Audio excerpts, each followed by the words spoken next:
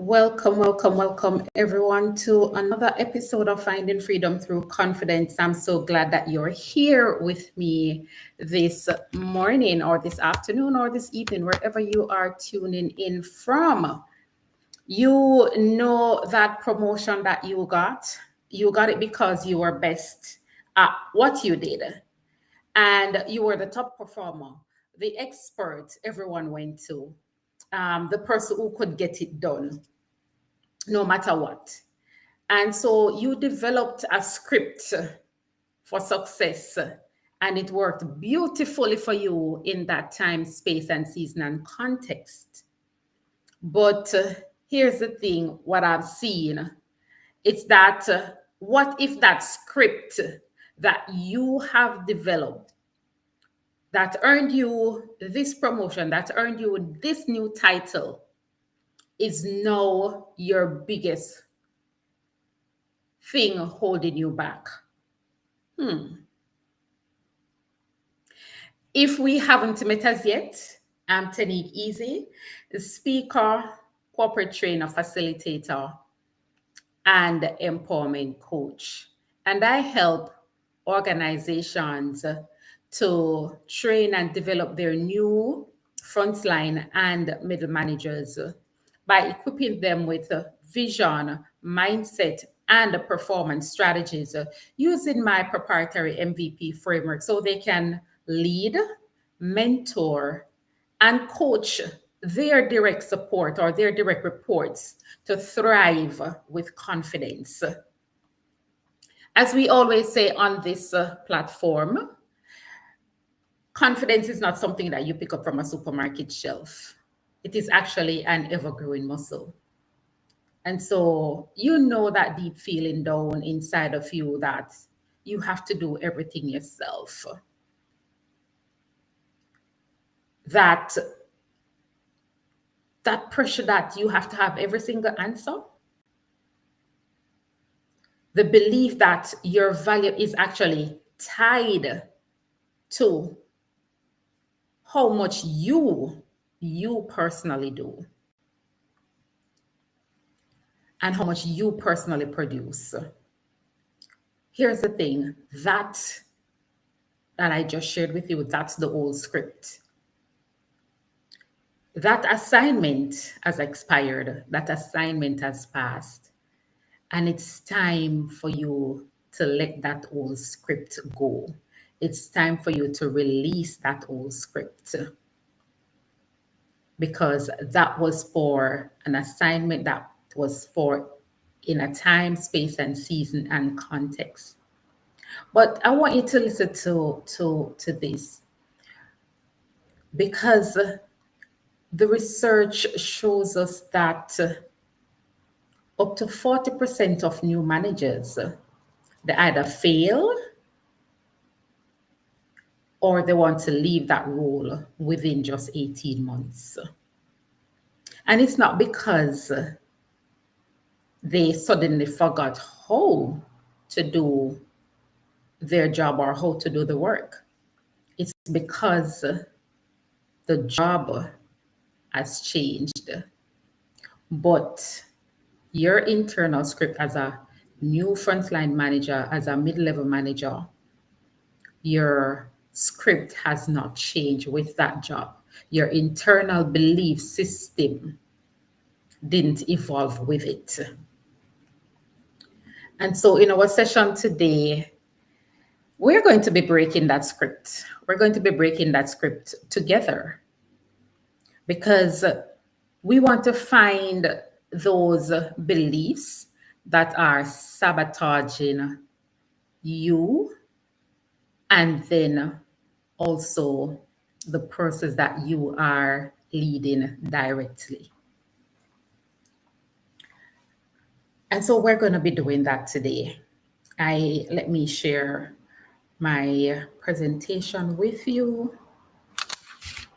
I'm going to be sharing that presentation today, just so that you can have a visual of what that looks like.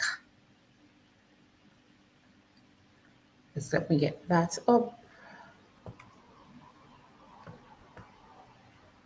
I start, let me see, let's go here. Awesome.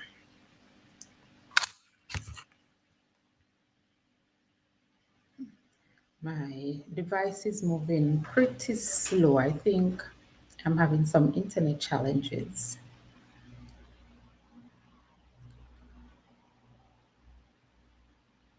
Does it seem okay? It seems like I'm frozen. So we'll continue without the presentation. But I want you to have your pen and paper and I want you to start writing down. Because I said we're going to be giving you some new scripts, and so that these are powerful scripts that you can actually use to empower yourself and empower your team, and you're going to start becoming a developer instead of just a doer. You're going to start being a transformer instead of just a performer, and you're going to lead into that role powerfully. You're going to become a more confident and powerful leader. So I know sometimes there is a distinction between a manager and a leader, but you are a leader in training. You are in that middle manager position, but you don't only manage resources. You are learning in that capacity to lead people and lead them well. And so here's the core problem. And I want us to be direct for a moment. I want us to be direct just for a moment. And let's talk about what the problem is and what does that look like. And so you have been this individual contributor. You've been contributing to the team individually. And now you are a leader. So the biggest identity shift for you is that this is what your whole professional life was all about, you being a doer. But here's the shift that needs to be done. There is a shift that is required. I don't know why my computer is acting up this morning. It is doing its own thing. So the biggest identity shift you will make in your entire professional career is that from being an individual contributor to being a leader. You're moving from a world where everything revolved around you, and you're moving towards a different trajectory. So it's not you and your results. It's now a new world where it's all about others. So this isn't just a new to-do checklist. It's not just a new to-do checklist that you get once you moved into that role. It is a value proposition. It is a change in how you see things. So you now have a new value proposition. And so the problem here is that 60% of new managers, 60% of new managers receive no training or very little training for this massive shift from being the doer to now being the developer.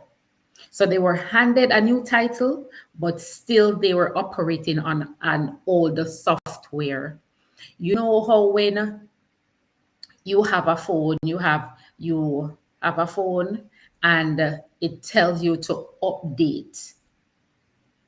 But because your phone doesn't have that capacity, it can't update to the new software.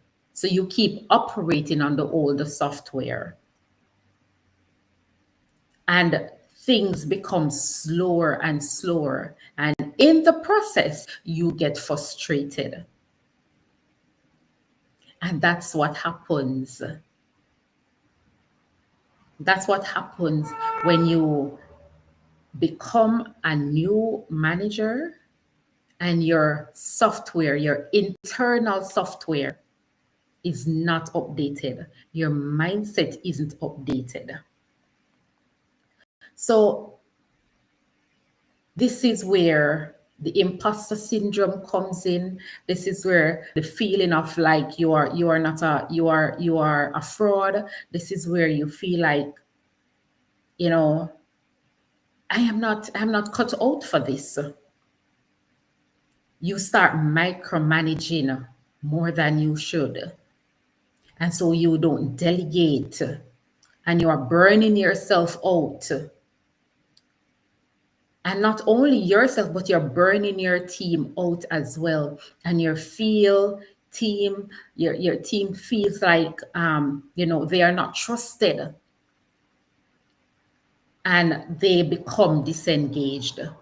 But we're going to change the script this morning because it requires a mindset shift.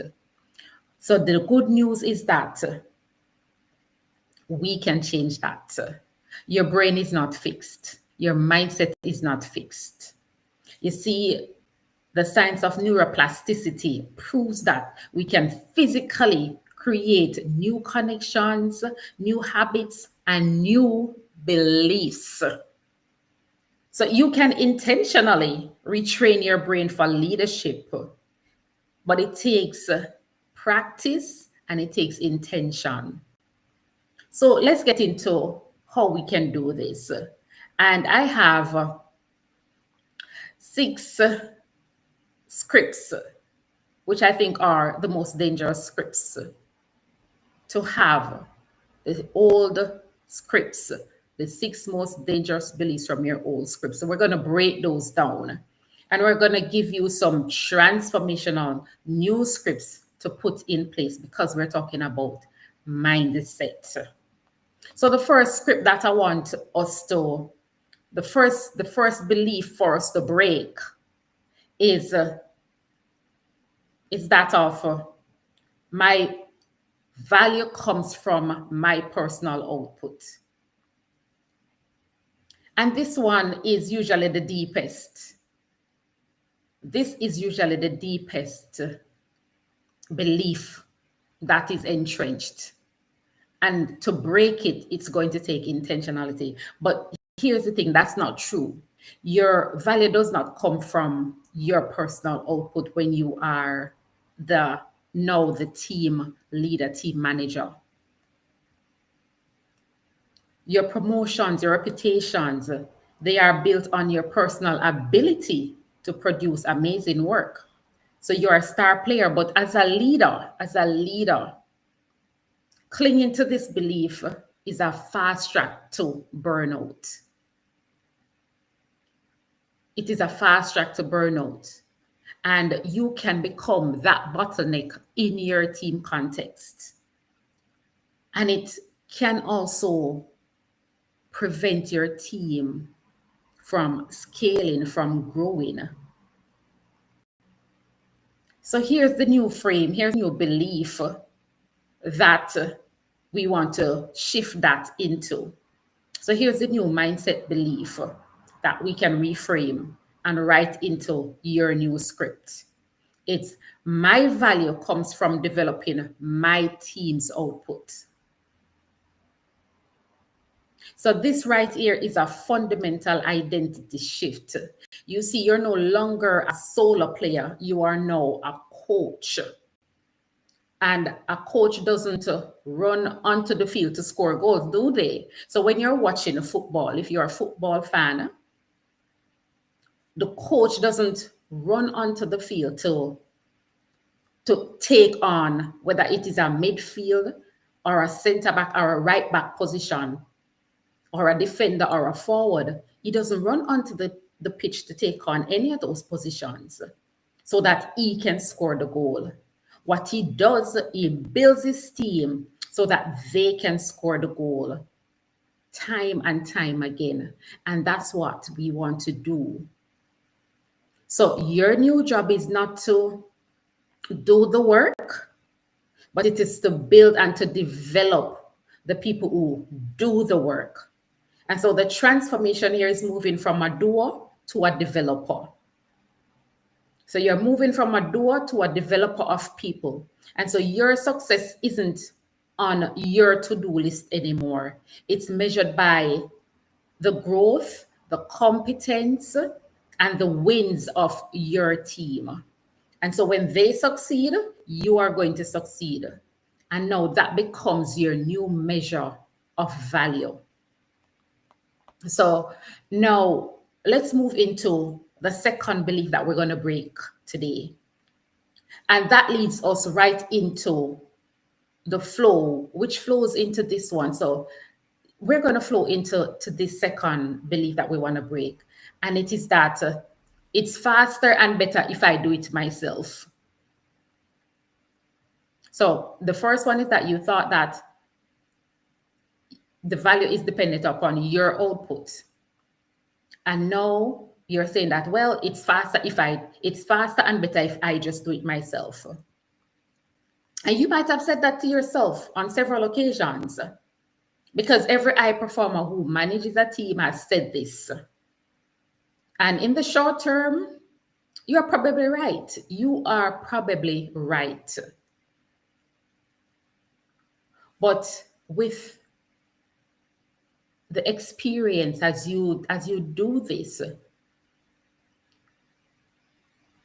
then it becomes again a you effort. But that thinking trap, that thinking trap is a short term. It is a short term win, but it is a long term pain. And so every single time you take back a task, you're robbing your team member or team members of a chance to learn, of a chance to grow, of a chance to prove their spot on that team. You said you are sending that signal again of, I don't trust you. I don't trust you enough. Again, leading to the disengagement, leading to the crushing of the morals. And so you create a cycle where you get more and more overloaded. So you are becoming more overloaded and your team gets less and less and less capable. And so yeah, those are the first two. So this is the new belief that I want us to wrap our minds around, is that delegating is an investment in my team's growth and my own capacity. So delegating is an investment in my team's growth and my own capacity. That's the new belief that we're going to start using. Because here's the thing, it's not just about offloading. Delegating is not just about you offloading to the team, offloading the work to the team, but it is actually one of the most powerful developmental tools that, as a leader, as a manager, as a mentor, as a coach, that you can have. And so you are investing that time to build more capable and empowered team. Your transformation, your personal transformation now comes from being a micromanager to becoming an empower of team. So you are now an empower. Your team now looks at you as someone who empowers them. And you get to continue to scale the team while you also continue to get to learn. And your team can scale beyond you. That's the beauty when you become an empower, when you stop micromanaging and you start becoming an empower, you get to scale your team beyond you.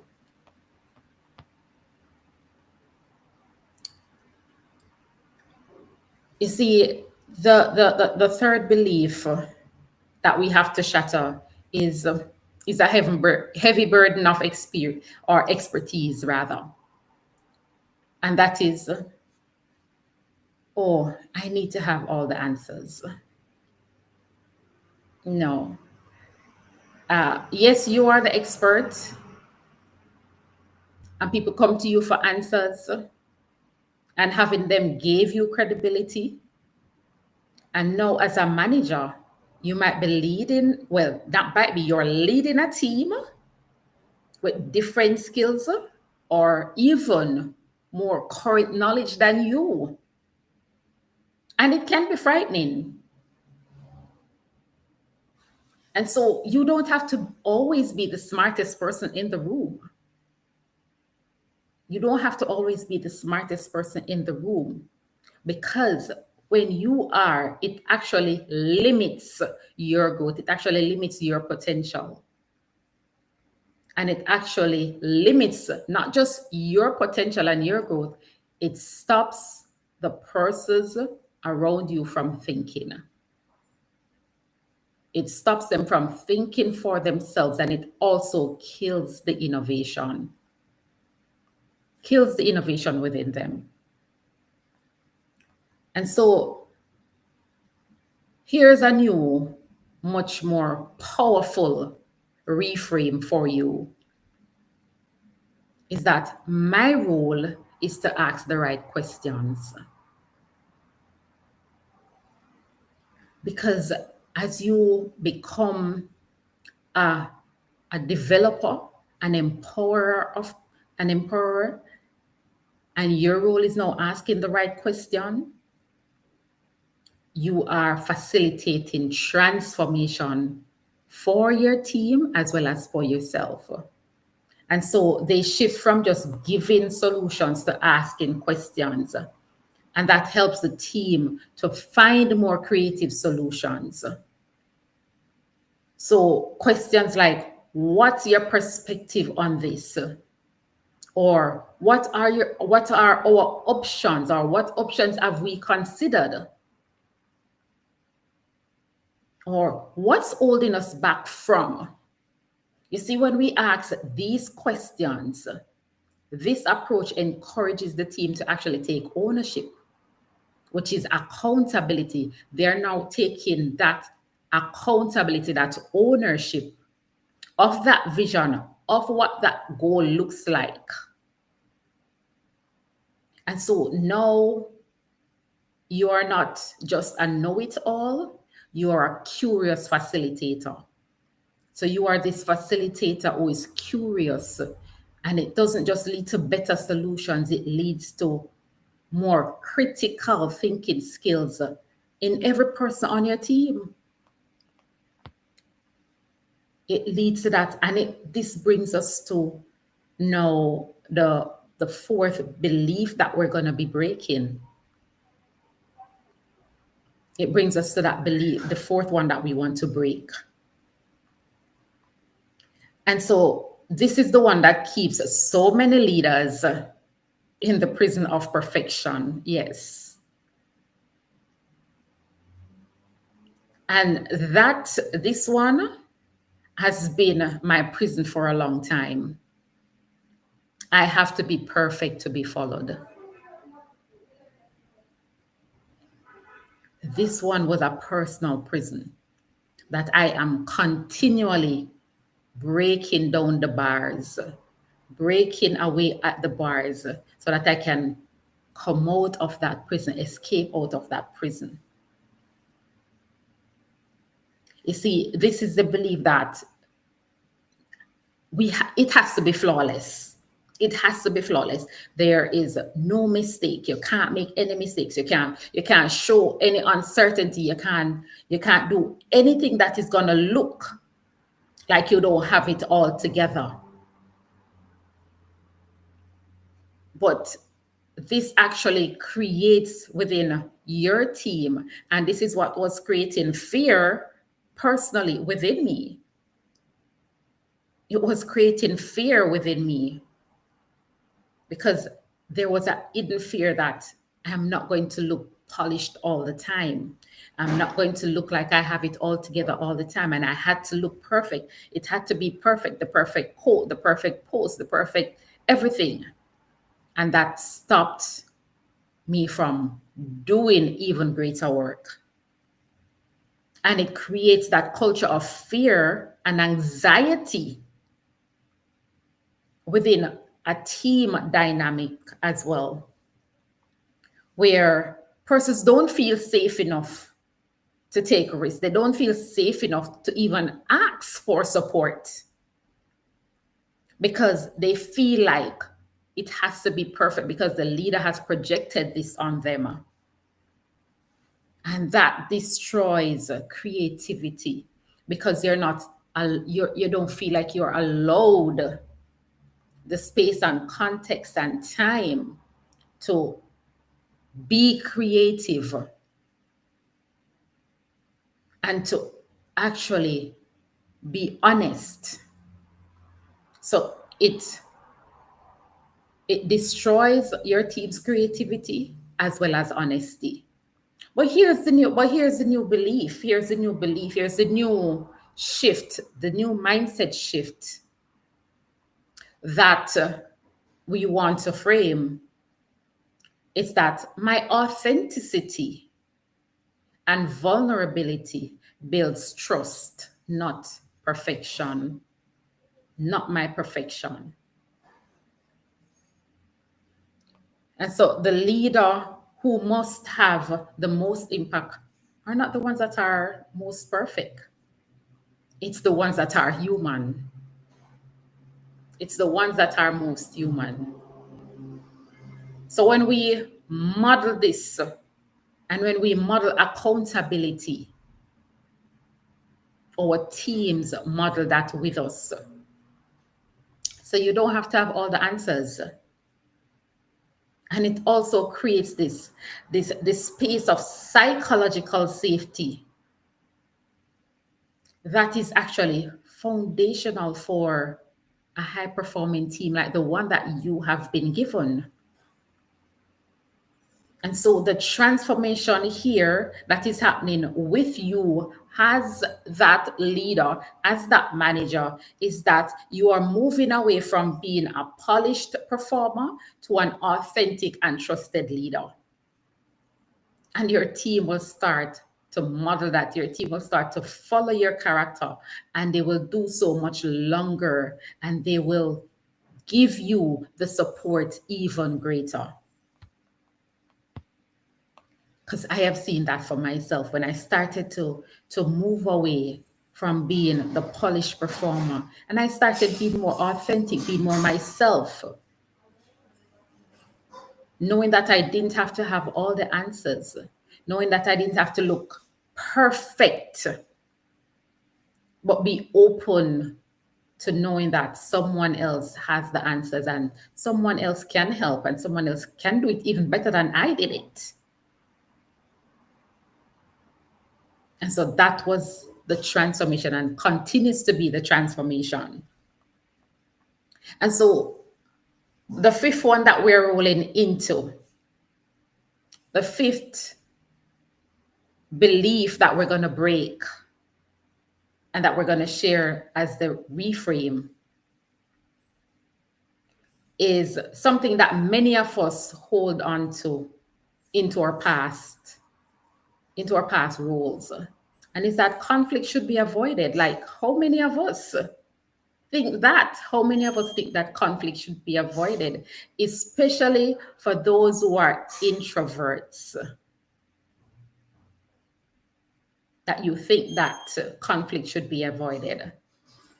Because here's the thing, in your old role, what was happening is because you were a doer, you were a single person doing all this work by yourself, you could have sidestepped disagreements. You could have just put your head down and focus on what you were doing, focus on your own work. And so many times you avoided the conflict because you didn't have to say anything to anyone. And so the goal then was to minimize the friction, minimize that friction between getting the task done and you staying in your lane. But as a leader, we can't avoid a conflict. Avoiding conflict is just not an option. It's just not an option. If that is the option that you're taking, it's one that is going to fail. It is actually it is one of the core responsibilities. Because here's the thing, and I've seen it in teams that I've worked on where unaddressed conflict becomes tension. It becomes a tension in the team. And it actually it's just there simmering right underneath the surface, right under the surface. And you just want one thing, because it doesn't go away. It doesn't go away. And it actually festers and it kills morale within the team. And it destroys you as a person as well, because it's eating away at you. And so now here's the new belief that we want to reframe into, is that my job is to navigate conflict and turn it into progress. And it takes emotional intelligence. It takes learning, self-awareness, and it takes, as Dr. Marcia would always say, learning what triggers you and learning how you trigger others. And in essence, the essence of that is self-awareness. And self-awareness is not something that you just gain one time. It is just like confidence. It is an ever-growing muscle. You continue to develop self-awareness. And so when you have a healthy self-awareness and you are able to create that space, now you are able to have strong, healthy debates, knowing that you are not diminishing someone else to put yourself up, but you are sharing in such a space and context that everyone's voice is heard. So everyone's voice is heard. Hi, Leslie. Happy that you were able to join us this morning. Thank you so much. Great to see you this morning, as always. But we are talking about breaking. This morning we are talking about breaking the beliefs. Yeah, we're talking about how to rewrite your scripts, or to rewrite your leadership beliefs. So we're breaking the scripts, and we spoken about some of the scripts that leaders hold on to, especially when they were doers, and they hold on to that. And so the first belief that we spoke about breaking was that my value comes from my personal output. And the second was belief that we talked about breaking was it's faster and better if I do it myself. But again, for those of you who are watching live, welcome, welcome, welcome. And for those of you who are watching the replay, let us know where you joined us from, and what has been your biggest takeaway in this lesson, in this session? Because we do this, and I like what Leslie said, we can't control what other people think, but we can practice and become more diplomatic in how we say what we say. Absolutely, Leslie. And that's where we were in terms of, uh, the fifth, the fifth, the fifth mindset shift is from avoiding conflict to becoming, to navigating conflict and turning it into progress. Because yes, we can't avoid or we can't control what people say or what people think. But as a leader, we can learn how to minimize that conflict. We can address it, give people, create safe space, but create safe space, and so that people can learn and to grow and to address those conflicts. Do we really break our beliefs, or rather do we create new beliefs? We create new beliefs because, Leslie, you are in the neuroplasticity industry, you are in the coaching industry, but I know you study a lot of neuroplasticity. And what happens is it proves that we can create new beliefs. But the more we create those new beliefs, so we're not necessarily breaking, so we can break the, as we say, break the bad habits, but we diminish those beliefs. We diminish those beliefs and we diminish those bad habits, and we create new one. We start rewarding, because it's just like when we are training, as they would say, when you're training a dog, or let's, yeah. So I was talking to a friend training his puppies that he have to not pee in his house. But it was, I tell him that was not so cool of how he does it. I didn't like how he was doing it, in terms of they have something around their necks and they shock them. They use a remote to shock them. But yes, we create new beliefs, Leslie, and that is where we get to shift our mindset as well. Because when we're talking about the new belief, is that my job is to navigate conflict and turn it into progress. And that's where healthy debate comes in, because we're going to create, it helps us to also create strong decisions. And it's not that you're not you your job, the job of a leader, the job of a manager, is to facilitate helping the team to work through these different conflicts. It doesn't mean that you won't have the conflict. And one of the things that, as I was doing this, and as I was talking to an HR practitioner friend of mine, is that when she was doing HR and learning and development, she had to be the peacemaker, like, and she was a senior manager. She was a director level. She was director level, but the managers didn't know how to manage them. They want to use about the same word, but they didn't know how to facilitate resolving conflict within their teams, because they weren't taught how to do these things. They weren't taught how to create a healthy environment, not just for their team members, but for themselves. And so creating that safe space can be shared with respect, respecting the other person. You don't have to agree, but you respect the person's opinion. And so, as a manager, as a leader, you're now transforming yourself, and your transformation is coming from conflict avoider to a resolution builder. Right? So it's coming from conflict avoider to resolution builder. And when we lean into those tough conversations, it builds a resilient team, and it builds resilience in us as well. And it challenges us to look at what we are afraid of. Why am I afraid of having these difficult conversations? What in my past is triggering this response now in my present? And these are things I continually ask myself when I avoid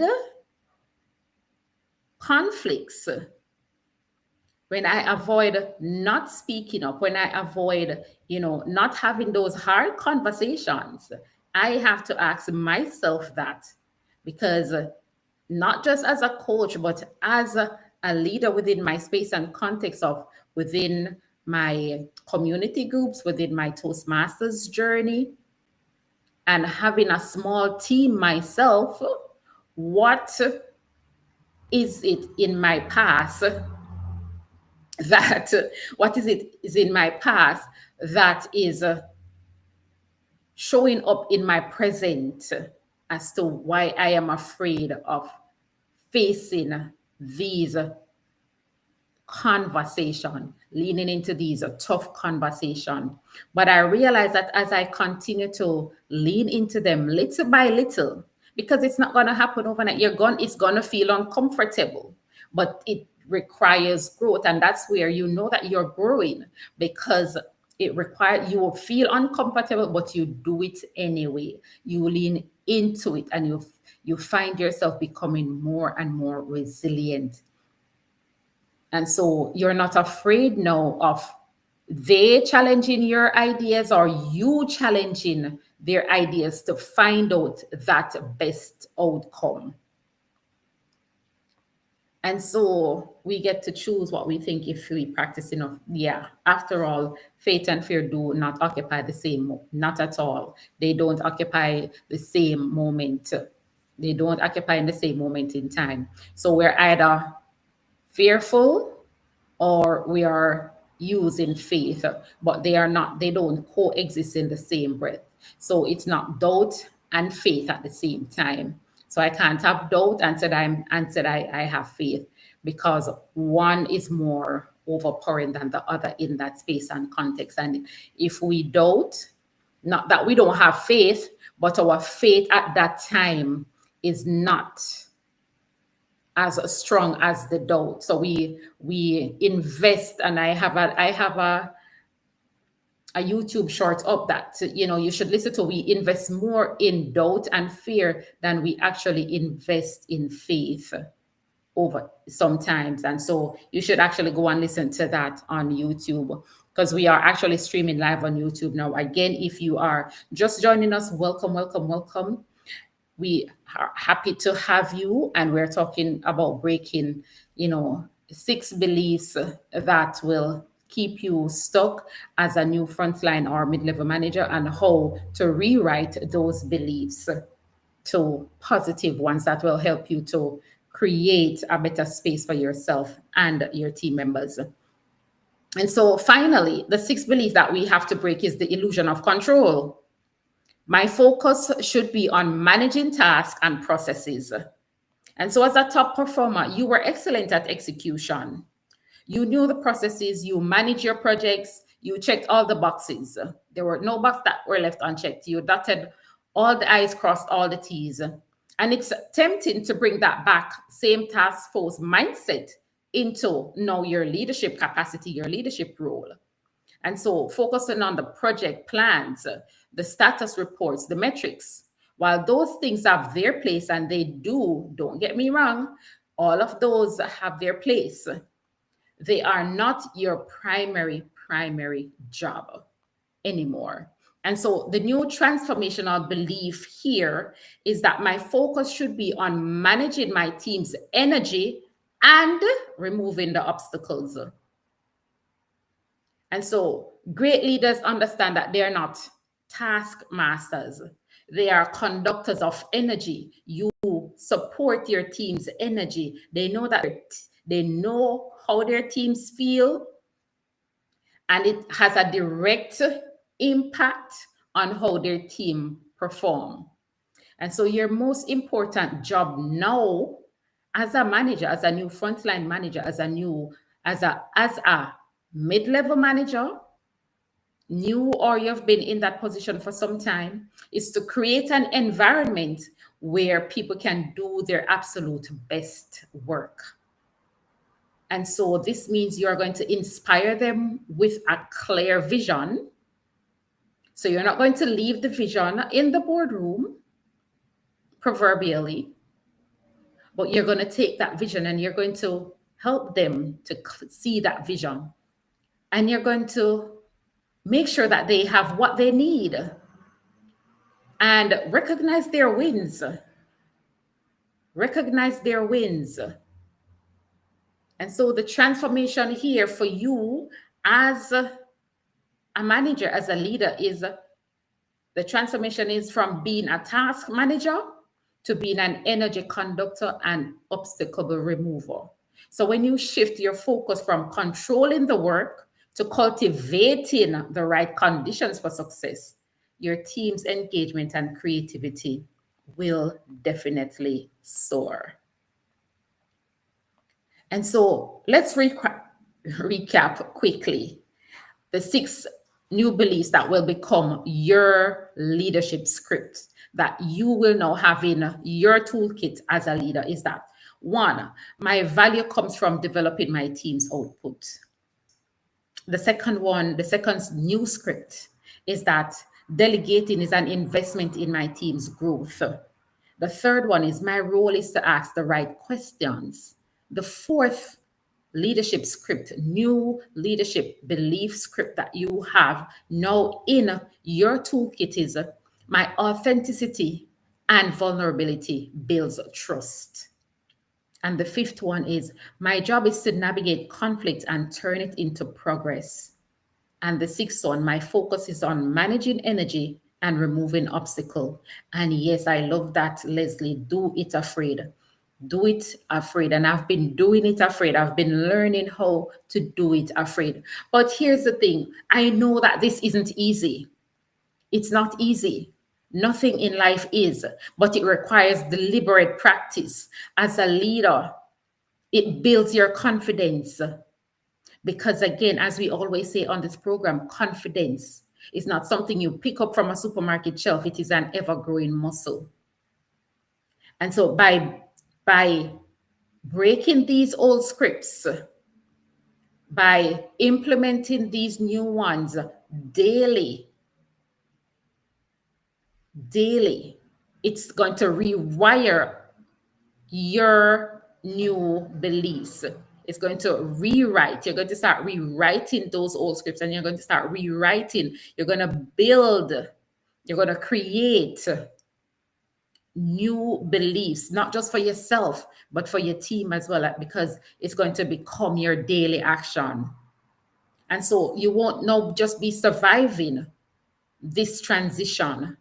You'll become masterful. You'll become a kind of transformational leader that people feels inspired to follow, and one who builds confidence, one who fosters growth, and the one who achieves incredible things through the power of their team. So I urge you to do it yourself. I urge you, as a matter of fact, I want to hear from you. I want to hear from you, and I want you to look at the beliefs, of list of beliefs that we have spoken about. Which one of these do you struggle with the most? Which one of these beliefs do you struggle with the most? Is it the urge to do it yourself, or is it the pressure to have it all together, have all the answers, to be perfect? I want you to leave a comment and share the belief that you're going to be working on this week, that you have committed one, not all six, but one. What is one of the beliefs that you're going to be working on this week? And what is it that you're going to be rewriting? That is correct. Where fear and doubt shows up, confusion is always close behind. And for those of you who know me and know that, I am a believer, is that something that I've been practicing more frequently recently, is that whenever doubt and fear comes up for me in my own personal context, I go to the Lord and I said, Lord, you're not the author of confusion. So please give me clarity in this moment. I am feeling fearful and I'm feeling doubtful, but I know you're not the author of confusion. So please give me the clarity I need. And so, yes, confusion is close behind, and I personally can attest to that, Leslie. And so, if you are serious about breaking these scripts and becoming a truly effective leader, make sure you subscribe to my YouTube channel, follow me here on LinkedIn, leave your comments, and hit those notification bells so that when we go live on either channels, you are notified. Because every week on a Thursday, I show up either solo or with I don't want to say my partner in crime, but my good friend and mentor and colleague, Dr. Marcia Thomas. And we share practical tools like this to help you to thrive with confidence.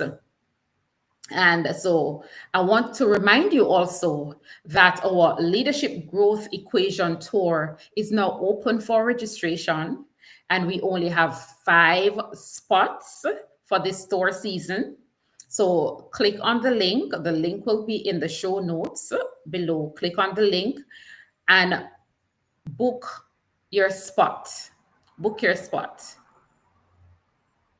Book your spot for your team early because these 5 spots are going to be filling up real fast. So again, thank you for watching me. Thank you for watching this session. We will see you on our next video where we continue to talk about mindset. How do we shift our mindset as a new frontline and mid-level managers, and how to become more effective leaders in that space and context. See you next week. Bye for now.